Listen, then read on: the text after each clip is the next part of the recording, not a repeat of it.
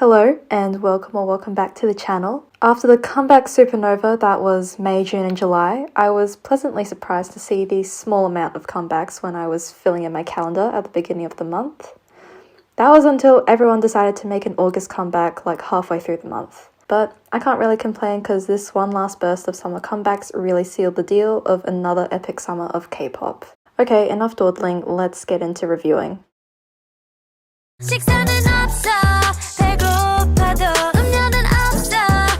I thought they were going to continue with the vibrant and upbeat sound they had with that Y2K aesthetic. The styling is very similar to LE SSERAFIM's debut fits. Also, the music video felt like it got swiped off of the LE SSERAFIM creative team mood board, but the girls look amazing regardless. Choreography looks really cool with the bleaches, and I really wish props were more commonly used because Weekly and NewJeans have proven that it makes performances look way more fun. Cookie is probably my least favourite song from the EP, and I haven't connected with it in the same way that I have with the other three songs. That's not to say it's bad, it's actually really fun and groovy.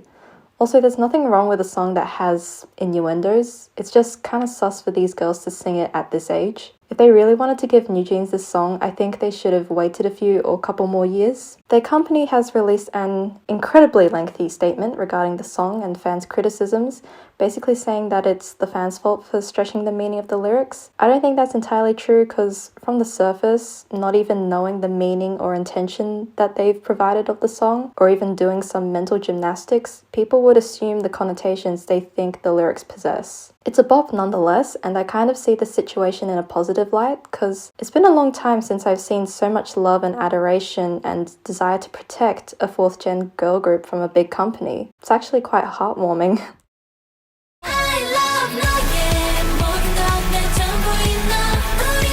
Guys, I legit cried of pure happiness. I don't know if I've told anyone this, but G was the first K-pop song I ever listened to, even though at the time I had no idea that it was K-pop. Forever One's got that classic Girls' Generation sound, but it also kind of sounds like a FIFA World Cup song, and it definitely reminds me of NCT Dream's Triggered the Fever. You'll know city pop runs through my veins, so I am in love with the album. 17, Closer, Mood Lamp, Freedom, and Paper Plane are my favourite B-sides, but honestly, every song on the album is unskippable. This is really album of the year material for me. If I could describe the album in one word, it would be nostalgic, because going through the track list took me down memory lane to all of the different eras of GG, and I was full on in my feels when Paper Plane ended and I was left praying for another comeback.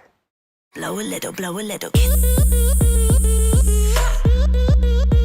Oh, thank God they're back. Another month of no return and I would have rioted. YOUHA was such a banger to cap off the debut year, and I really thought they were going to hit the ground running in 2022, but alas, I was wrong. The hook is pretty catchy and makes me go into full song and dance when it hits. I don't know if it's just me, but I feel like a big chunk of the chorus is missing because it feels half-baked. Also, the MV editing isn't their best, but it's not the worst that I've seen. And there were some styling choices that just weren't it. Aside from that, it's a decent comeback, but YOUHA is still my favourite title track of theirs. In the Air is a much better song, but I think Kiss is the better choice for title track out of the two.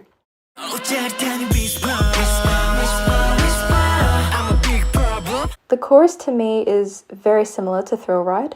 I wasn't a fan of that song, so I'm pretty indifferent to Whisper for the same reasons. Also, why does this song remind me of BLACKPINK's Ice Cream? Anyways, I love the visuals and the colours they use in the MV. There's just something about blue, pink and purple together that makes everything feel so magical and dreamy. Though the title track isn't my vibe, I can always rely on the BOYZ B-sides to pull through and get added to my playlist. Survive the Night is my fave and the guitar riffs instantly made me fall in love with it.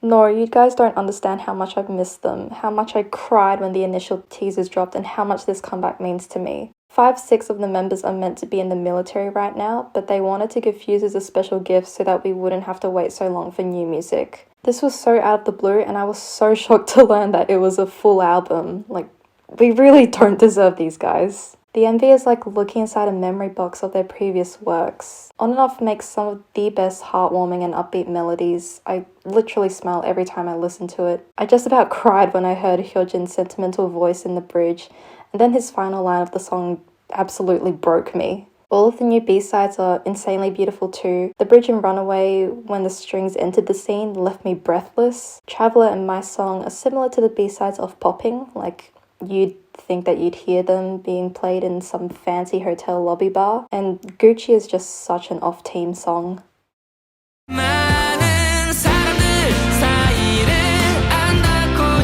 Lucy know how to make songs that touch me in a way no other artist does. Heartfelt, nostalgic, sentimental aren't enough to describe how they make me feel. They make songs with messages people really need to hear.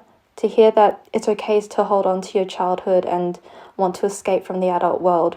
Might be a weird thing to say, but when I listen to their songs, it's like listening to a guardian angel. You just feel immense comfort when scrolling through the discography and always feel better afterwards. The whole album sounds like it came straight out of an anime, and it covers so many genres. Play, Foul, Ending, We Will Fly Away, and You Are My Light are my favorites from the album.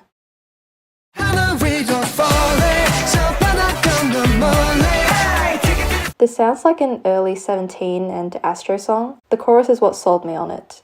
I'm usually not a fan of these types of songs because I'm too much of an emo, but I'll gladly stream this to just listen to that pre-chorus and chorus. This is definitely the best title track in my opinion, and I love seeing their MV budget increase with each comeback. I wasn't expecting them to release a full album so soon because they're from a small company, so I can't help but feel super proud of them, and I really think this album is their best work yet, with not a single song I'd skip. I don't give a what, I just give a shot. That was when I walk, that was when I run. Glad to see they're getting more than one comeback this year. I had my reservations for the song when I heard the intro because it felt like the opening to your regular 4th gen boy group song. But I have great faith in BAE 173's discography, so I held out hope that the song was going to change my initial opinion. It is pretty generic, but the visuals, energy, and vibe are all there.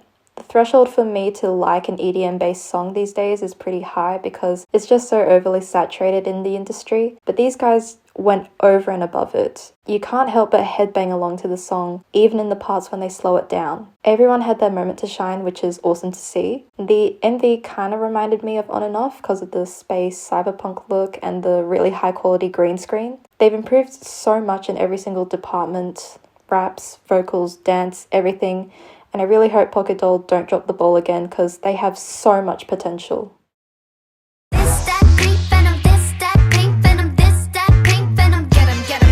BLACKPINK have entered their Reputation era, yes! Oh my god, I really couldn't have asked for more. We got the epic rap duo that is Jen Lisa, we got Jisoo being the main character that she is, and we got Rose serving Eddie Munson showing his guitar in the upside down realness. The chorus kind of reminds me of NCT 127's Lemonade. I don't even need to talk about the visuals or the styling because everyone agrees that they slayed. I guess the one thing that I would nitpick is how the dance break in the outro was shot. The choreography in that part is sick, and I think it's only going to be more impactful when performed live in concert, but you don't get that powerful feeling when watching the music video. The sets are gorgeous, I'm not gonna lie, but there is a lot going on which distracts from what we're meant to focus on. Anyways, this is a pre-release that's done its job and served us well. It's a satisfying entree that leaves room for the main course that's coming in a few weeks' time.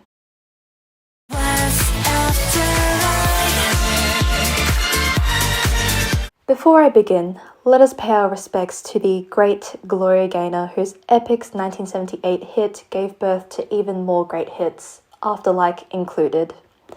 Hot damn! This song is everything to me. I love disco, I love 2000s club songs, so it's a no-brainer that I vibe hard with this. I can just imagine it being played at like a Mardi Gras or any big party festival. The song makes me want to install a disco ball in my bedroom just for the vibes. I gotta say, Ray and Gal shined the most and I've been dying for them to rap more. Also, Eugene was serving Marilyn Monroe in Gentlemen Prefer Blondes, which only added to the retro vibe of the song. Yes, I'm aware that the film came out 2 decades before disco became mainstream, but what I mean is it makes the song feel that much more like a classic. I've made a short video on it, but the song really gave me flashbacks to Gloria Gaynor's I Will Survive, the Pussycat Dolls' Hush Hush, and John Roche's Can You Feel It. Other people have added that it sounds similar to Robbie Williams' Supreme, Cher's Strong Enough, and Erasure's Love to Hate You, among many others. The disco and film concept also reminded me of G-Friend's Margot and IZ*ONE's Panorama. I quite like the direction the music team are going because it reminds me of my childhood, but I kind of agree with the people who are saying that they should stop sampling other people's songs and the company should put in more effort to make originals. But I guess from a business standpoint, by making songs similar to great hits, then surely the song you make that is inspired by it will be successful too, and therefore bring in more money and popularity for the group. As much as I love the song, I do have 2 critiques. Firstly, I wish that they could have used a really stylish and dramatic intro because the concept of the song just begs for a grand entrance. I think something like the intro to Dua Lipa's Love Again or Ellis's Dark Dream would have worked really well. The way the song starts feels quite sudden, and also if they included a purely instrumental intro, I think it would make the song more unique and it would help carry it over the 3-minute mark. Secondly, I wish this wasn't a single. Not to compare siblings to each other, but Gravity got 2 mini albums in their debut year. But both groups did get pretty decent promotions as rookies. I just don't understand why companies are scared to give their girl groups EPs and albums. The only 4th gen girl groups who debuted with a mini album from my memory are Idol, LUNA, IZ*ONE, Purple Kiss, Rocket Punch, Weekly, Hot Issue, RIP, Billlie, Kepler, NewJeans, and LE SSERAFIM. Girl groups are more often than not expected to release singles, whereas it's considered standard procedure for boy groups to drop EPs, even when they're from medium and smaller companies. But that's a conversation for another day. Song slaps and long live disco.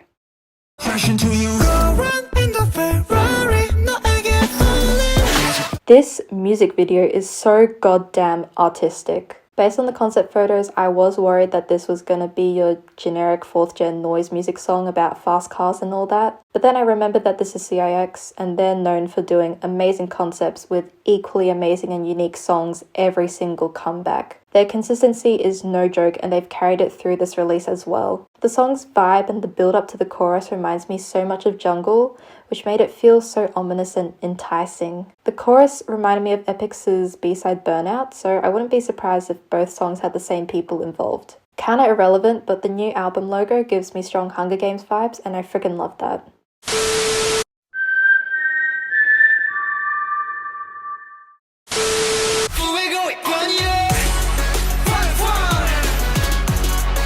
Damn, that was quick. Didn't they just debut like a few months ago?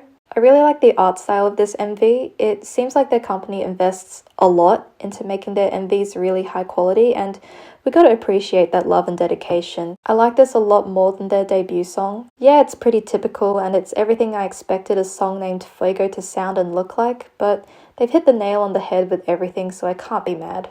Also, the dance break and outro made this song liquid fire. No pun intended. It kind of sounds like something Omega X could have had in their 2021 discography, which makes me feel all warm and fuzzy inside because a few of the Blanky boys used to be in the same group as some of the OX boys.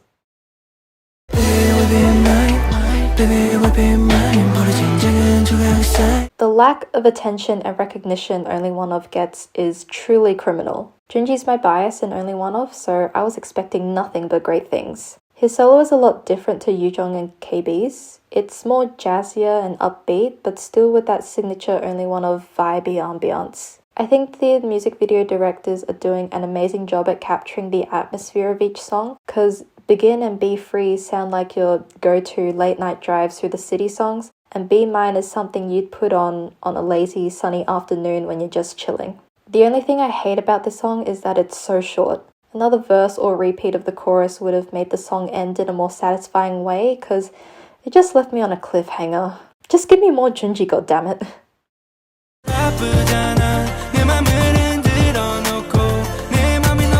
The devil works hard, but DKB works harder. I wasn't expecting them to come back until much later in the year because they just came off their US tour. So I really hope they had a chance to relax. I love Hype Mode DKB as much as the next BB, but this is the sound that made me fall in love with them. It's very similar to Roller Coaster, but the music video looks more similar to All In, my favourite song of theirs. It may seem like a simple song, but this is now my second favourite title track from them. I also gotta give them brownie points for being different from other 4th gen groups and doing something that's more soft and sentimental, cause the song is still addictive this way too.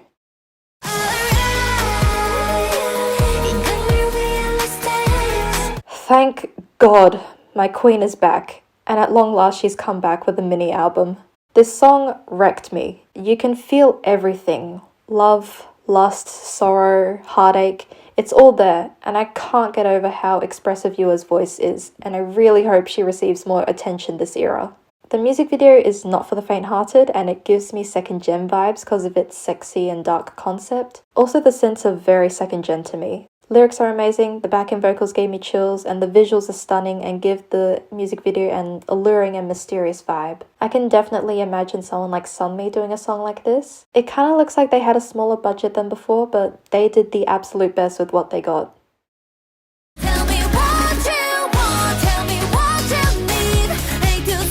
Yes, a return to retro. Suck on that, haters, it ain't dying anytime soon. I always see people complaining about retro-inspired songs and the Y2K aesthetic being stale and overused at this point, but I'm the complete opposite. Please give me more. TWICE never failed to deliver crazy addictive songs. It may be because I'm a sucker for really good synths and Y2K, and because this comeback is giving me Charlie's Angels meets Speedy Z vibes, but I think this might be one of my favourite title tracks to date from them, and I don't see myself growing tired of it anytime soon. Also, can we just appreciate the fact that this is their 11th mini album?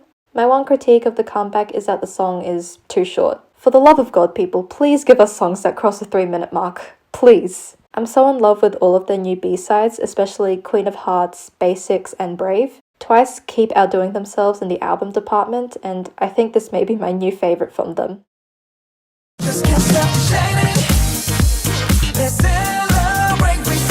I like this a whole lot more than their debut song. It's still energetic, refreshing, and funky like Bad News, but slightly different.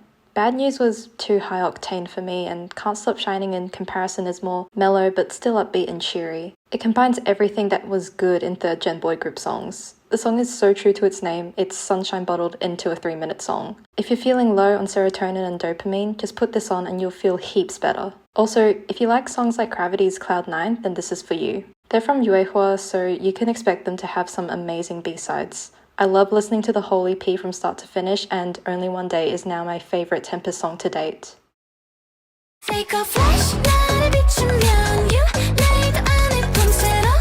After barely getting a comeback last year, Rocket Punch are delivering the goods in 2022.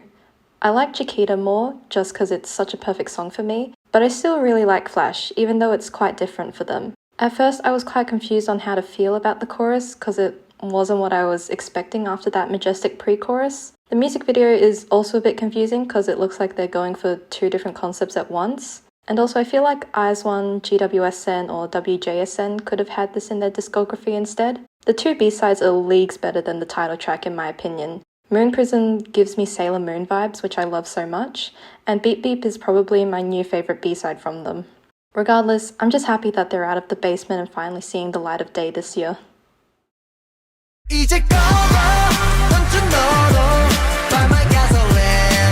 This is INVU's evil twin brother of a music video. There's something about it that reminds me of SHINee's Lucifer, Ring Ding Dong, and Everybody, so I'm glad Keys brought back this vibe but given it an upgrade. It's probably just me, but the horns remind me of Macklemore's Can't Hold Us. In my opinion, nothing can top Bad Love. That song was a cultural reset and still hits the same to this day no matter how many times I played it. I'm not sure how I feel about Gasoline. It's good, it's hype, and it makes me feel like a champion boxer, but I don't think I'll listen to it regularly. The music video, on the other hand, has got to be one of my favourites of the year, and the styling too. Like, holy shit, it's some of the best styling I've seen this year. Everything just screams expensive. All of his looks were his best ones. The black leather one he wears in the gold throne room and the outfit where he's cloaked in gold chains and gems are my favourites. And the skeleton fit was so cool too, and just screams SHINee to me. Also, all of the B-sides are insanely good. The entire album is definitely worth the listen. But I gotta say, the standout song is hands down Another Life. It's gotta be one of the greatest songs I've ever heard.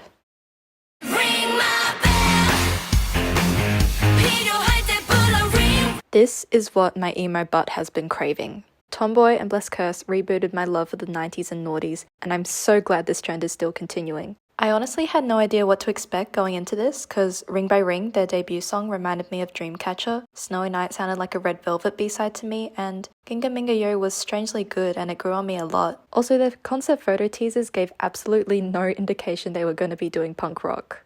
When watching the music video, I couldn't help but feel really proud of them. They've grown up so much this comeback. The rappers ate their lines and the vocalists completely devoured the chorus. It's definitely my favourite title track from them by far. Also, their album art is some of the best I've ever seen. I don't even need to listen to the tracklist, I just want them all on my shelf for the aesthetic. But I'm not an uncultured swine, and I actually listened to the album immediately when it dropped, and Jesus Christ, it's so good. Not a single skip as per usual. Side note, if you think TXT's songs have long names, they're nowhere near as complicated as Billie's. And now a quickfire round of a couple more comebacks that happened this month. It's very similar to Smiley. I'm too much of an emo to listen to this regularly. I seem to always like Yena's B-sides over the title track. First it was Pretty Boys and now it's Lemonade. The beginning of the song with those aesthetics made it seem like it came straight out of La La Land. But then it took an unexpected turn into heavy synth territory, yet everything goes so well together. It truly pains me that not many people know who YOUHA is. Tasteless. It reminds me of Maroon 5's Sugar, and having Snoop on the track is such a meme, but I love it. I don't have anything bad to say about it. It's my vibe, and it takes me back to those fun days in the early 2010s. You'll know I love that classic cyberpunk aesthetic. BM knows how to make absolute bangers, so this was an immediate playlist ad. But why is this song so short? It's reminiscent of Mirai's Killer and Super M's Dropping. It's Golden Child, so you'd be out of your mind to say it's a bad song. I just feel like I've heard it many times before, and I miss Gulch's special spice that they had in 2019 and 2020. I like the electric guitar they use, and I'm glad to see that Tag is doing much better these days. It's kind of sad to see the music video budget drop in the last few comebacks, because they used to have some of the most cinematic music videos in the game. He's an icon, he's a legend, he is the moment. I've always imagined Kino to do stuff like this if he ever debuted as a soloist, because he kind of reminds me of Taemin.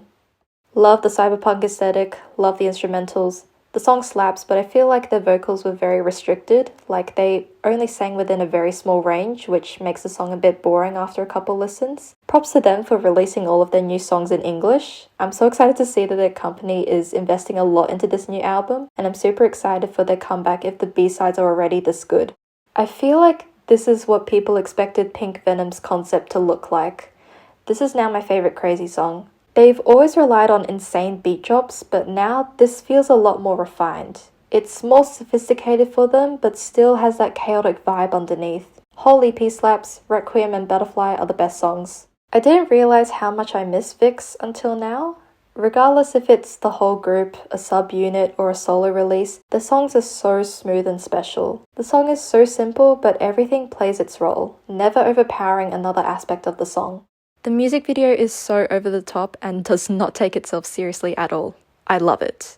The video editor deserves a big fat check after this masterpiece. It kind of reminds me of N-Flying's The Real music video, and you guys should check it out if you haven't already. Day 6 only make bops. Even when it's not their best, it still slaps and it puts a smile on my face.